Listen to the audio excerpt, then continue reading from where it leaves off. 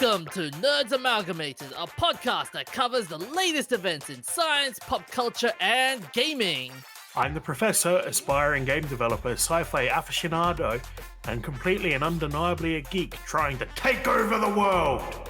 I'll be breaking down the news from tech to gaming. I am the DJ, a humble nerd, a big weeb, and a watcher from the halls of the multiverse. Just kidding. Anyways, I'll be breaking down all things comics to movies to anime. Join us and stay hydrated as we quench you with witty banter, unintentionally hilarious hot takes, and trivia more fun than a night at the pub, courtesy of Nerds Amalgamated. Hello, welcome to another episode of Nerds Amalgamated. We've got a good set of topics for you this week. We've got Call of Duty's Black Ops 6 new tier, enhanced headphone mode, and we'll be talking about Netflix's goal in saving anime and Bacteria Pirate Ahoy!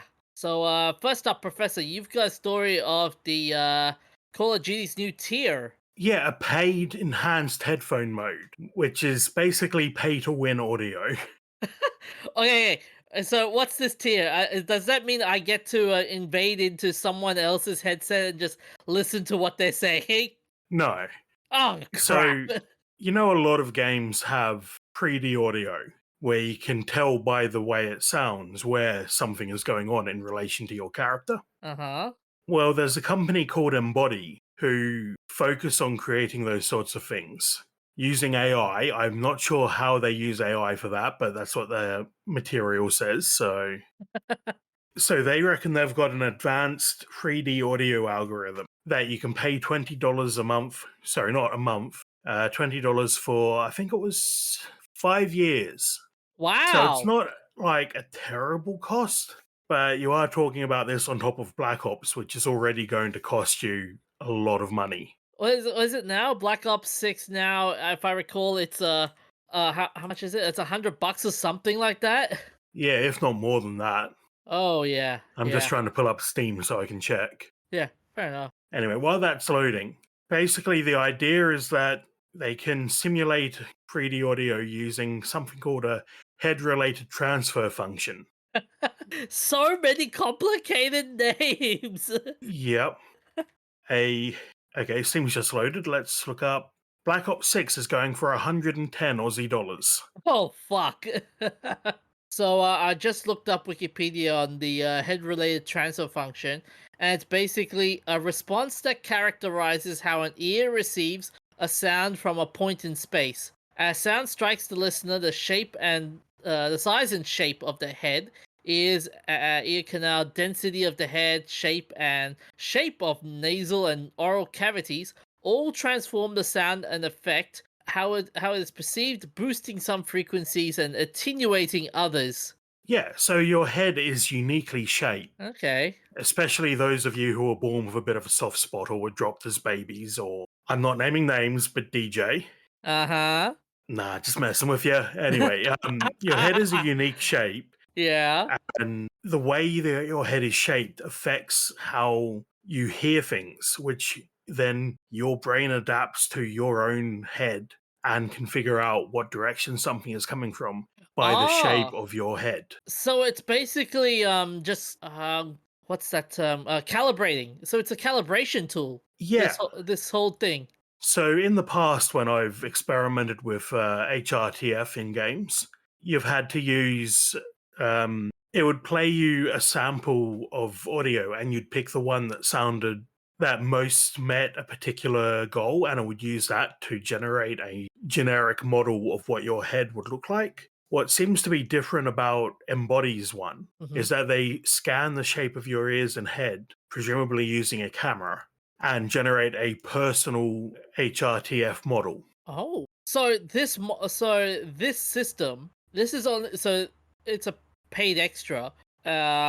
Is this the first of its kind, or has this been done anywhere else in other games? So HRTF has been in other games. This is the first time I've ever heard of generating a personalized model using a camera, though. And how would it also work if, let's say, I don't have a webcam but I still play? Would would that still work, or would that just it would just be like, nah, it's not gonna work. You definitely need a headset Well, webcam. the calibration process would be done before you start playing. So Okay. you'd hold your camera up to your head and move it around and generate a 3D model that way. I'm not sure. I haven't seen anywhere in the in the material here that the HRTF model is based on LiDAR or just camera footage. So you can generate a 3D model and do 3D scanning using a camera, Okay. but you So get much better results if you use a LiDAR. And mm, some phones are starting to come with LiDAR built in. okay. So you definitely need a webcam, and that's a must. Yeah. Okay, I've been Okay. trying to find a video. I can't find it at the moment, so but check the show notes. There's a great video from Smarter Every Day from years ago now, Yeah. where he experimented with changing the shape of his ears, like blue tack, and being blindfolded and trying to determine the location of a object making noise. And Okay. that's just an example of how your head is calibrated to your brain. Yeah. So does this this pay deal, does it make it better? Does this make the audio experience better, or is it just a gimmick in a sense? Well, theoretically, it will give you better 3D spatial audio. Uh huh. So you will be able to better tell those footsteps came from my back left and then spin around and blast the guy who's trying to sneak up on you. Yeah. But there are already like headphones and stuff that does it better than just paying a $20 just to upgrade the audio in the game, don't they? No, because they're still working with the audio that the game gives you. Uh huh. So this integrates an algorithm that will personalize that audio for you. Oh, okay. So when you're generating the audio in the game, you generate it in a sort of a sphere around the player based on distance and direction, and then feed that to the headphones. If you've just got stereo headphones, you will hear different loudness levels in each ear depending on which direction a character is from you. Okay. So you can increase that by using headphones that have more channels. So gaming headphones go up to, I think, 7.1, which is 7 speakers and 1 subwoofer. And there's a whole debate about audio quality and whether you actually get any benefit from that. But this is then an extra level on top of that, where you're then adding in the algorithm to personalize the audio based on your head so that it's not just based on where the character is in the game, it's based on the shape of your head and works around to give you a better idea of where they are. Okay. So this whole tier in you just give the new Call of Duty players like, oh, here is a skill that's been developed by army guys. It's called instinct. You've just given them instinct in a sense. Yeah, it's more realistic audio. Yeah. So theoretically, that would be an advantage. Yeah, that'd be interesting. Imagine an a battle between army veteran versus this person that paid $20. Who'd win? I feel like the gamer has a good chance because the army veteran is trained for different situations. but A they round of COD is nothing like actual combat. but Like, that's it. I But play armor and take it quite seriously, but that is nothing like actual combat. but that said And though, like yeah, go on. I was gonna say, but that said, you look at the you look at the army veteran, for example. They know how to differentiate the sounds very easily, like through training and whatnot. Like they know where the footsteps would be and stuff with the heads with just with a standard headset. Like doing a $20 headset would just be like, oh, you're just undoing all the work that this guy has done for years and years and years. I don't think so. Oh, I think because if you're giving both the gamer and the trained soldier the same headphones, then they're both dealing with exactly the same 3D audio algorithm. okay, And I don't think your instinct for knowing where an audio source is in relation to your body in real life carries over to the sort of high reaction speed, snap to enemy heads with a mouse movements you need. So that's why I think the gamer would do better, because they already know the rules of the game and they're working, they've trained the wrist movements for the mouse. I don't know. Although I like in this article, the quoted here, this not to suggest the game won't sound better or more immersive. 3D audio is pretty darn neat. But in a game whose soundscapes is dominated by the explosions of predator missiles, grenades, and constant soldier barks, I'm skeptical that the more subtle directional footsteps will make a difference. Then why have it in the first place then? Well, here's my little theory. Embody have figured out they can make $20 off, say, 1 million gamers, thinking they'll get an advantage, even the slightest advantage. And esports players are definitely going to be in on this, because esports is all about getting that little bit of advantage. Whether the audio is actually better or not, and they can skim off this $20 subscription for 5 years for the next couple of releases of COD and other games, because it says in the article that they also sell profiles for single player games and MMOs. So it's not just about getting the optimum reaction time to kill the enemy, it's also about more immersive audio. But they figured out they can make money off this and have developed their algorithm to do so, and their business plan is basically sell to the direct to consumer. And I wouldn't have a problem with that. What I have a problem with is that it's a competitive game and it is a bit pay to win, really. Yeah. If you can get any advantage by paying this, especially in the higher tiers, the higher level gamers will be driven to do this because everyone else is doing it. That said, though, would they? Do you reckon there will be a lot of pushback to this, or they'll be like, it's just a nothing burger in a sense? I mean, for one, it is a pay to win scheme, but on the other hand, it doesn't really help much. Well, it depends how much it actually helps, and it depends how many people actually buy it. If it's a genuine game changer, then I see there being two factions, the people who buy into it and the people who don't, and think that it's a pay-to-win hack. I fall into the second camp. I think that if you're going to do something like this, it should be available to everyone. So it should be licensed to the developer rather than the consumer. And the developer can then implement the algorithm in their game and share it for everyone in every purchase. Every purchaser has access to the algorithm. Yeah. Treat it like a physics library.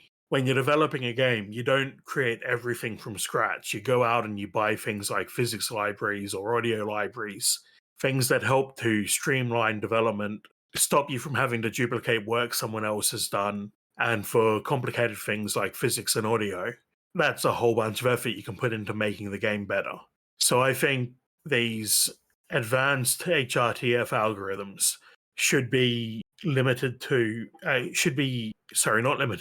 sold to the developer as a library that gets plugged into the game, and the cost is passed on to the gamer as part of the purchase price of the game, rather than having an external subscription. Also, how do you reckon you'll see this in future games besides Call of Duty, like maybe in Battlefield or maybe Arma? Imagine Arma does that. Yeah, I can see it turning up in all sorts of games in the future. Although the big question would be, will this help? Will this make the players come back and play the game, or will it just turn them off essentially? Play what, Arma? No, when you and future games call it, like I said, Battlefield, for example, installing this feature into the games. Yeah, I think if it's a big change, if it's a major advantage, Yeah.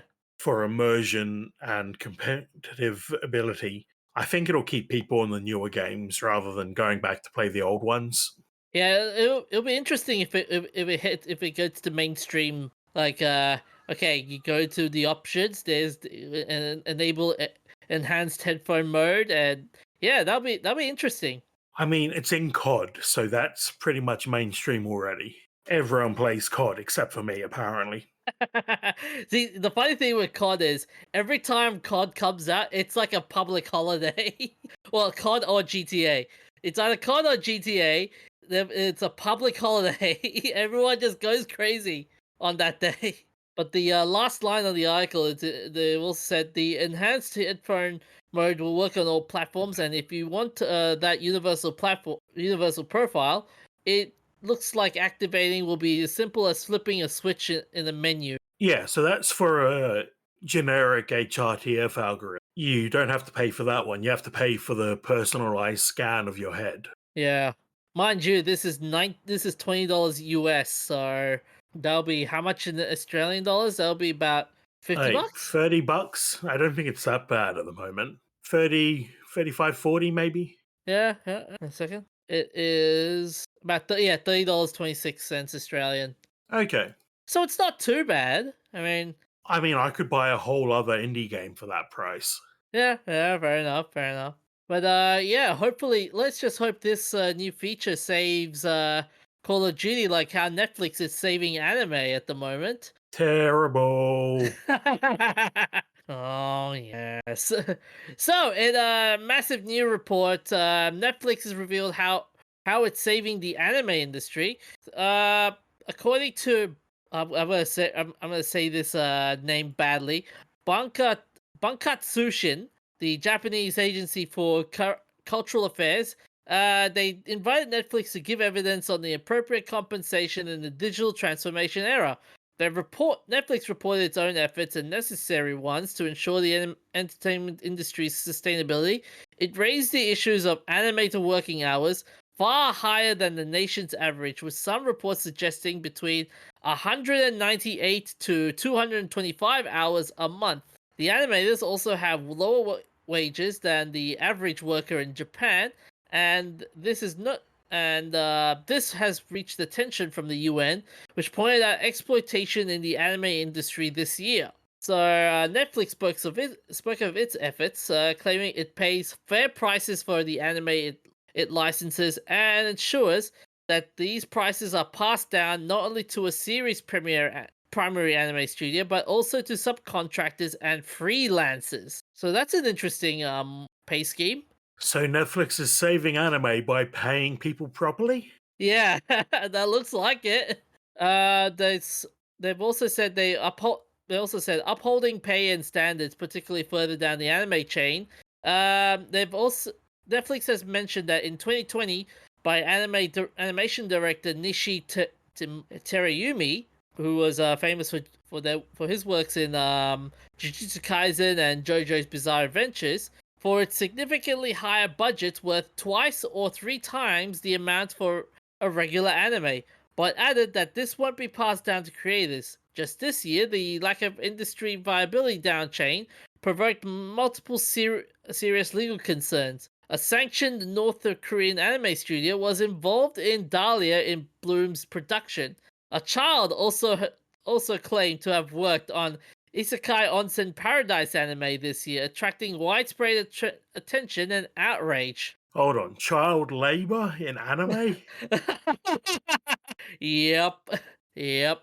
Yeah, there were some allegations on that one. So the animator formerly on X, formerly known as Twitter, called Kaname Madoka, sparked controversy after an incident on Isekai Onsen Paradise led to concerns of her age. Her claims, currently unproven, are summarized below.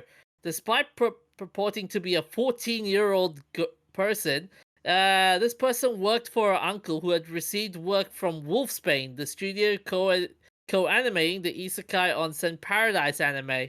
After submitting the work, Kaname realized that she wouldn't be credited because a production staff member from the studio had double booked that specific cut. Therefore, another anime who had also drawn the same scene would be credited instead. Kaname says that she's being unfairly treated and received a warning from the production staff member via DMs, calling them out multiple times on X. Oh, Jesus. While the latter claims are dubious, the scandal raised important questions about the supply chain viability and visibility, and ensuring the streaming companies like Netflix could enforce standards. To ensure this, Netflix requires invoices from the entire production chain, cutting out middle managers at each layer, which might drive up costs through quote unquote management fees. It calls for this. It calls for this throughout the industry, and at very least enabling investors to know where and how the money are being spent and have the data to determine specific improvements. That's an interesting idea. I just can't get over that they hired child labor. Wow. I'll put the child labor story on the show notes for anyone who might be interested in looking at this. And Netflix also highlighted its efforts to improve standards in other related industries, such as live action. It introduced intimacy coordinators in its Japanese productions, aims to promote better harmony on set through training and holding masterclasses in Japan. And what else? Contractual issues, notably in the anime industry, have been a major source of controversy. What else did Netflix say about that? Netflix hasn't really said much on that one, but they've also said that general workers are better protected in the West, highlighting the role of unions like SAG-AFTRA in securing pay rises and better conditions, as opposed to expecting production committees and investors to distribute revenue fairly. However, Netflix argued adopting this would not be effective in Japan, but Netflix and the Anime Association, NAFCA, agreed that skill level certifications are necessary to ensure that more experienced and talented creators are paid for their worth. And finally, Netflix says its rankings such as weekly and bi-weekly, what are watched Netflix engagement report empowers creators. The data helps to provide ideas for future work and secure better leverage for creators in anime license negotiations, in which Netflix touted its role as a helping hand in producing adaptations of original works, and as an investor and intermediary, it helps to convey the original IP holders' wishes to production companies, citing the live-action production of One Piece as an example. So, what do you reckon of their laudable efforts? I think this is a step in the right direction, to be honest, on the in helping the anime industry survive. Yeah, if you're not paying your workers well enough, they'll go to other industries. Oh yeah, And if they go to other industries and you lose all of that institutional knowledge, you're not going to be able to keep making stuff. yeah. Japan in general, their work history, it's insane. Like how many the number of worker related suicides are insane, and I think these measures they're good, but at the same time, I don't know, with the cultural barrier and stuff, I don't know. It might work, it might not work. So, but that being said, while these steps are good to take, I'm just worried about how this will affect the quality of the anime in general, because while sometimes they can have all these efforts, and the quality of the product will just be terrible as a result. That happens to everything, though. I don't think there's a correlation between underpaying your staff and getting a good product out. So you'll probably get better products, even if there are fewer of them. They'll have to focus on making them really good to make sure that they make their money back. Yeah, that's fair enough. Well, at least they're beating piracy. Although they're not, they can't beat the pirates when they're made of bacteria. Again, terrible. Oh, I'm gonna break my confidence because of my terrible segues. Yep. God damn it! So you've got this interesting story about bacteria pirates, Professor. I do. Bacteria pirates, specifically bacteria that happen to behave like pirates. The Aureispira, marine bacteria, will normally live off nutrients from their environment and be peaceful. But when the food runs out, they begin hunting down other bacteria When they get close to their prey, they fire tiny microscopic grappling hooks that catch onto the target's flagella. Then it pulls itself in and fires its cellular cannons, which are called contractile injection systems. I couldn't find details on how these ones in particular work, because there are a bunch of different ways for contractile injection systems to work. But they break through the cell's membrane, letting the Aureispira eat its guts. And I think this is really cool because it has applications for nanobots. Like when I say nanobots, you're probably thinking tiny little robots. Yep. Turns out it's really hard to make tiny little robots. And nanobots are really more likely to be genetically modified bacteria. Oh yeah. I'm looking at the picture, by the way, that describes it. It looks really cool. Yeah, they also have a video in the article showing a Aureispira hunting some Vibrio. So yeah, they don't really specify the prey cells, but They do in another part of the article. okay. It doesn't have to be Vibrio though. I mean, with this revelation, it's going to be interesting how can you imagine making pharmaceuticals out of this? Yeah, that's another exciting application for tiny little grappling hooks. Like imagine you could design a cell to a bacterium to hunt cancer cells, or even just to hunt other bacteria, which would make it a useful antibiotic. Can you imagine imagine it'd be like the cells in action anime, and the pirate cells come out like, "Ah, we made this! Ah, look at that pirate cell! Kill it! Board it! Kill it!" I've never seen cells at work, but sure, why not?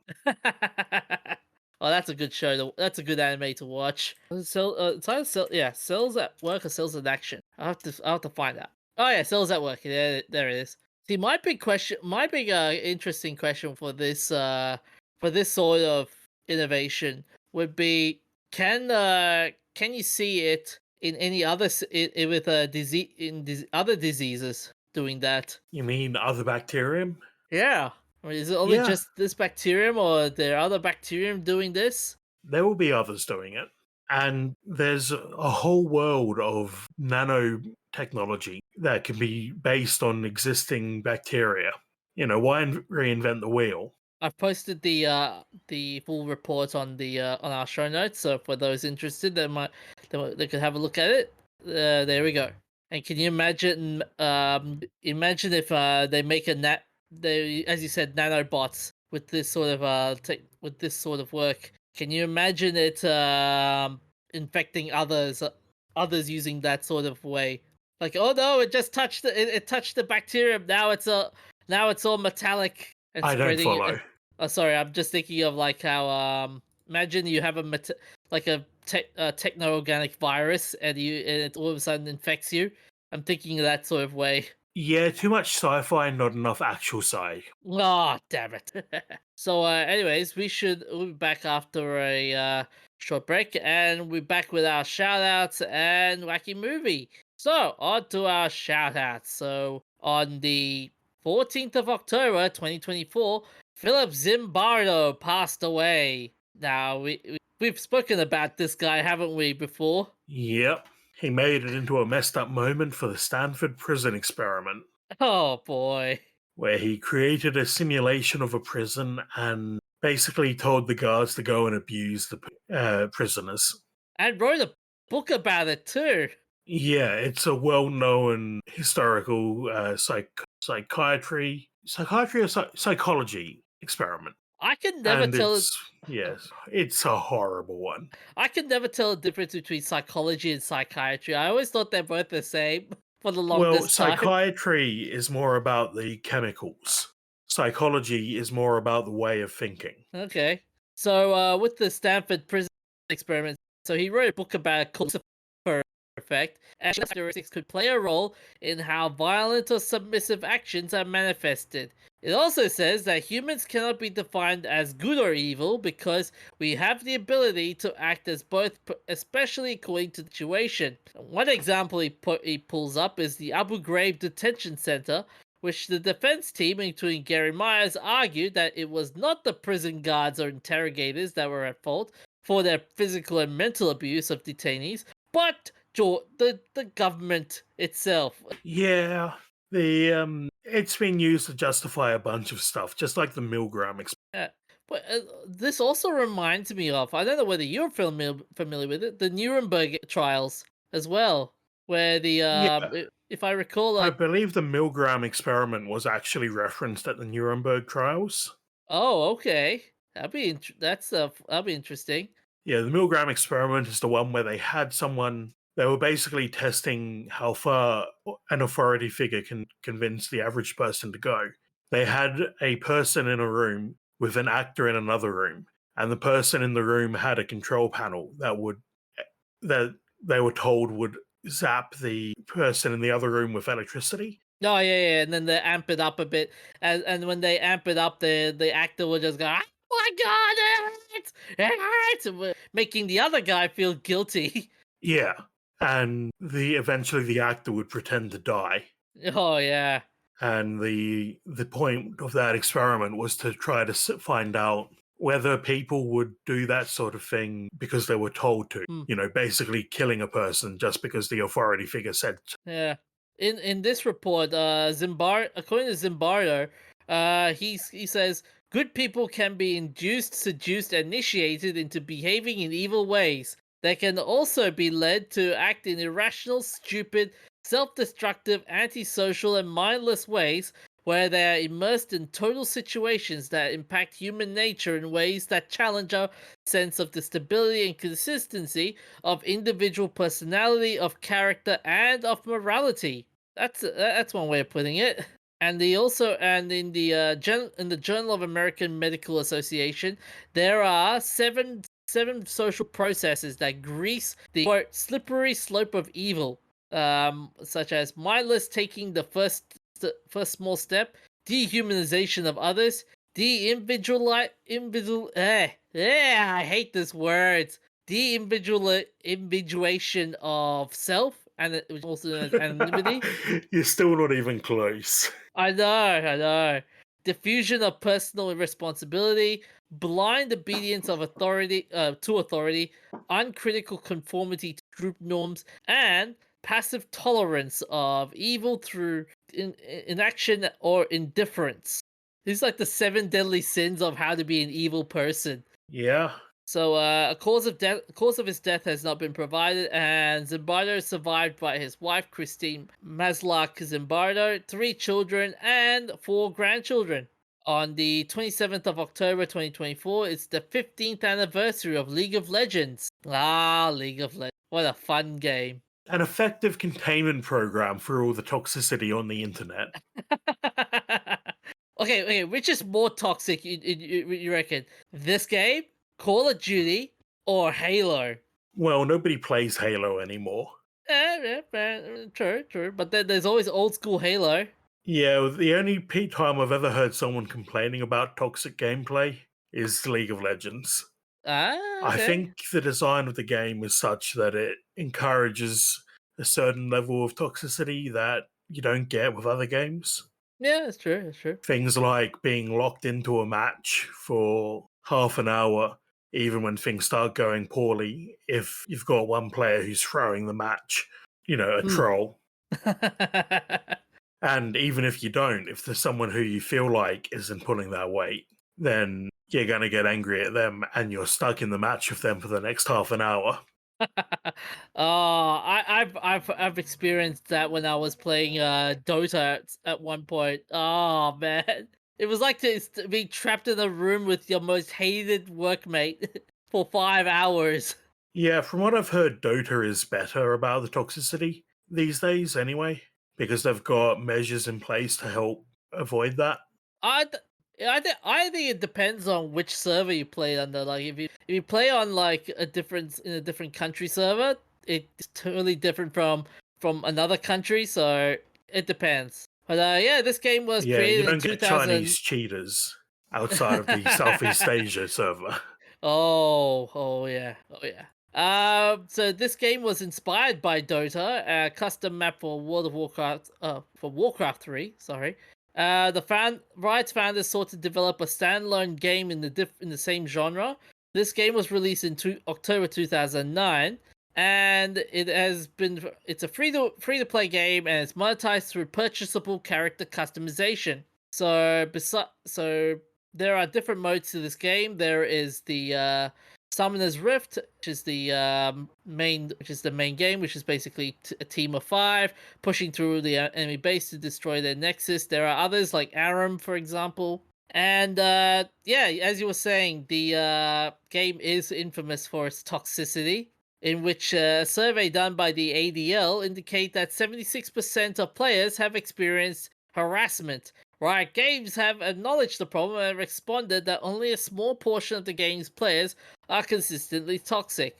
According to Jeffrey Lynn, the lead designer of the social systems at Riot Games, the majority of negative behavior is committed by players, quote, occasionally acting out. League of Legends is also famous for being the world's largest esport, with an international competitive scene consisting of multiple regional tournaments and that culminate in the annual League of Legends World Championship. The 2019 event registered over 100 million unique viewers, peaking at a concurrent viewership of 44 million during the finals. The events are live streamed on Twitch, YouTube, Bilibili, and ESPN. On the 24th of October 2024, it's the 55th anniversary of the Battle of Britain, the movie, and not the event itself. The movie was the 1969 movie. It documents the events of the Battle of Britain, which was a war for aerial supremacy between the German Luftwaffe and the defending Royal Air Force, waged over British skies during the summer of 1940. The nature of subject drew many respected British actors to accept roles as key figures of the battle, including Laurence Olivier as Air Chief Marshal Sir Hugh Dowding, Trevor Howard as Air Vice Marshal Keith Park, and Patrick Waymark as Air Vice Marshal Trafford Lee Mallory. Directed by Guy Hamilton and produced by Harry Saltzman and S. Benjamin Fitz, it also starred Sir Michael Caine, Christopher Plummer, and Robert Shaw as squadron leaders. The script by James Kenaway and Robert Greatorex was based on the book The Narrow Margin by Derek Wood and Derek Dempster. The film required a large number of period aircraft. In September 1965, producers Harry Saltzman and Benjamin Fisk contacted former RAF Bomber Command Group Captain T.G. Hamish McHattie to find the aircraft and arrange their use. Eventually, 100 aircraft were employed, called the 35th largest air force in the world. With Mahattie's help, the producers located 109 Spitfires in the UK, of which 27 were available, although only 12 were flyable. McHattie negotiated the use of Hawker Hurricanes, of which 3 were flying. The film helped preserve these aircrafts, including a rare Spitfire Mark II, which had been a gate guardian at the RAF Coleraine in Wiltshire. During principal photography, the real Lord Hugh Dowding, ill and confined to a wheelchair, visited the set representing his office and met Sir Laurence Olivier, who was portraying him in the movie. The white smoke from damaged engines were made by injecting cooking oil through the exhaust manifold. The movie was released at a time when anti-war feel stirred by the Vietnam War was running high, together with cynicism amongst post-war generations about the heroism of those who participated in the Battle of Britain. It was generally dismissed by critics. The closing epilogue is a famous quote from Sir Winston Churchill, and it states, "Never in the field of human conflict was so much owed by so many to so few." Have you ever seen that movie? No, I never have. Okay, that'd be a good war movie to check out. On the 24th of October 1946, a camera on board V2 number 13 rocket takes the first photograph of Earth from outer space. The V2 number 13 was a modified V2 rocket that became the first object to take a photograph of the Earth from outer space. Launched on the 24th of October 1946 at the White Sands Missile Range in White Sands, New Mexico, the rocket reached a maximum altitude of 65 miles, which is 105 kilometers, And the photograph was taken with an attached DVRI 35mm black and white motion picture camera. The flight was an addition to the Hermes program, which had been ongoing since 1944. Uh, the rocket V2 was assembled and launched by General Electric company with both captured German components and remanufactured ones. Clyde Holliday, the engineer who developed the camera, saw the potential. In a 1950 National Geographic article, he predicted that one day, quote, the entire land area of the globe might be mapped in this way. I wonder how many flat earthers are going to realize this and go, damn it! None, because the point of being a flat earther isn't to listen to science. Damn it! And so what have we got for us in our messed up moments in nerddom this time, Professor? I have Leo Stanley. Oh boy, here we go. Who is he this time? Who is he? He was a racist, a eugenicist, and ended up working as the chief surgeon for San Quentin State Prison, despite having no surgical experience. He became convinced that endocrine diseases were the cause of crime and decided to experiment with testicular transplants from executed prisoners into other prisoners to see if they could cause male rejuvenation and age reversal. What the fuck? What the hell? Yeah, if you're using executed prisoners and transplanting them into other prisoners, then surely they're going to stay criminal because they're getting criminal organs. His theory doesn't make any sense to me. It doesn't make any sense. And also, transplanting dead prison. So transplanting something dead to alive will stay dead. No, you can do that. You can transplant organs all the time from dead people to living people. But isn't there like as a certain time though? Yeah, depending on the organ, you've got a short period to do it before it gets too damaged. Yeah. But it gets worse. Oh no. He also used animal testicles from goats, boars, rams, and deer. Oh no! Yep. He believed he could cure pedophilia, depression, asthma, acne, neurasthenia, and melancholia. Acne. One of these things is not like the other. What the fuck? What did I swear they must have captured this guy from snatched this guy from the streets and went, all right, you're now a doctor. Now do these medical procedures. What the fuck? Yep. How was I have so many questions.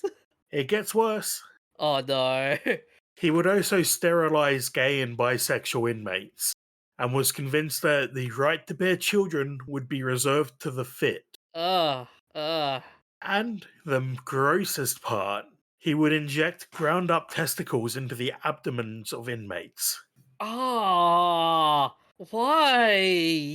And one that I've just seen from Wikipedia that I didn't find during my earlier research when I was looking up other articles about him. He performed plastic surgery, believing that inmates would be less likely to commit crime if their appearances could help them find more work. Yeah, so he's basically saying ugly people commit crime. Yeah, that's so messed up. Yeah, it's really messed up. Yeah, he did a few good things, like improving airflow at a hospital. But the rest of it, man, this does not scale up at all. Not balance out. Yeah. I'm just looking at right now. Apparently, one prison reformer praised San Quentin as, quote, one of the best in all of state institutions of the country. What the fuck? Yeah, the early 20th century was a wild time for medicine. Oh, Jesus. Yeah, I'm gonna. Let's just move to the wacky movie before I start puking at this. But anyways, to our wacky movie on the 24th of October 1978, The Wiz premiered. This was directed by Joel Schumacher, and it's an adaptation of the L. Frank Baum novel Oh wait, no, this is not a Joel Schumacher directed movie. Joel Schumacher worked on this movie, and Sidney Lumet directed. This film featured Diana Ross, Michael Jackson, and Nipsey Russell.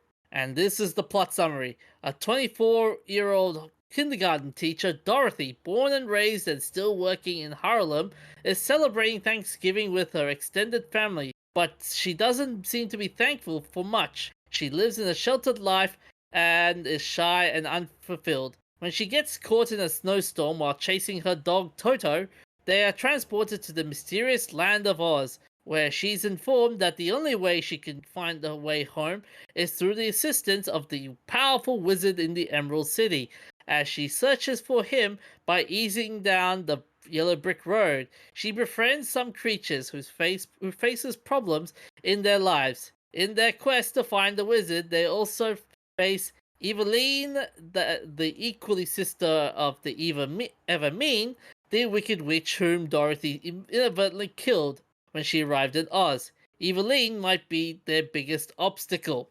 The Wiz was the eighth feature film produced by Motown Productions, the film TV division of Barry Gordy's Motown Records label. Gordy originally wanted the teenaged future R&B singer Stephanie Mills, who had originated the role on Broadway, to be the cast of Dorothy.